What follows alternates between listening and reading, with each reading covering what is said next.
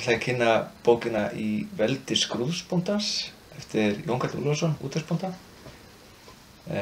Jón Karl var afi minn og við unnum hana saman. Hann dó í sumar og náði ekki að klára hana, þannig að ég og frendi minn og fleiri ættingar kláruðum bókina fyrir hann og við stefnum á að hann komi út jólin.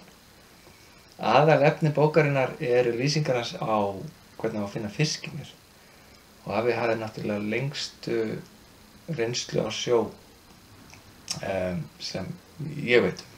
Hann var á sjó í 80 ár, lærði handbragðin sem ungur drengur á Vattarnesi af pabba sínum og öðrum sjómönnum á Vattarnesi. Þannig að hans innsýn inn í hvernig maður nálgast miðin í kringum skrúð og í kringum Fáskrúðsfjörð almennt er alveg einstök. Og mig langar að lesa hluta úr bókinni, einn kafla hvernig hann nálgast mið sem hann kallar úllamið. Eitt af fyrsta sem ég áttaði mig á þegar ég fór að róa með föður mínum var að hann fór oftast norður fyrir Seley í stórstraumana en út fyrir Brökur í smástraumana, en misjafnlega langt út. Fór það eftir veðri og veðurútliti hversu langt út frá landinu farið var hverju sinni.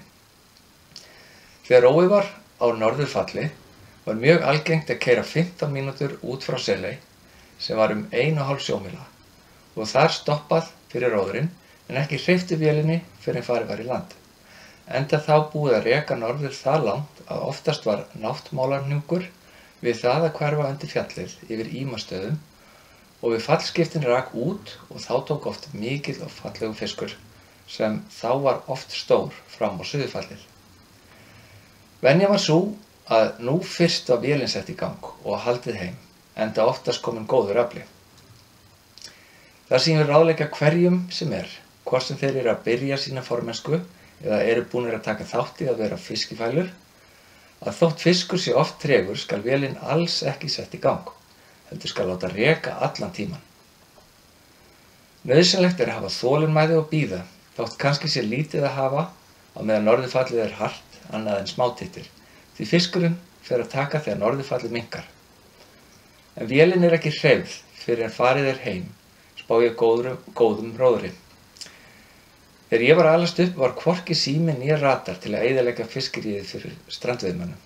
Síminn er sá mesti skaðvaldur sem komið hefur borð í smábáta. Þegar róið var á suðurfalli fór eftir veðri og veðurútliti hversu langt út frá landinu farið var. Ef ekki var neitt líf í álunum þegar keyrt var út, var ekki stoppað fyrr en komið var 4 mílur frá Brökum og látið reka þar til farið var í land.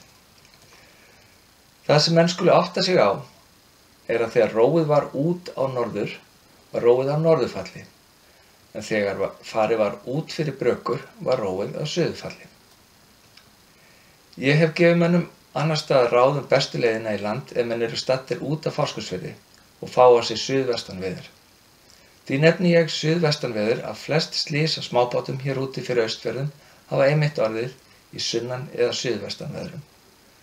En ef menn eru staddir austur af Seley, við Brælir, er best að taka stefnuna inn vel fyrir norðan Seley og þegar komið inn fyrir Seleyna að fara ekki í Krossanesrestina eða straumbandið af Súlnabóðanum, heldur fara suður meðfram Seleyni og Skerjunum. Þegar komið suður á móts við Setusker skal taka stefnuna á Skrúðinn og halda þeirri stefnu þar til Selröð, sem er norðurröð á Hólmatindi, er komin suður á Vörðubrekku og taka þá stefnuna norðan við Vattarnestanga.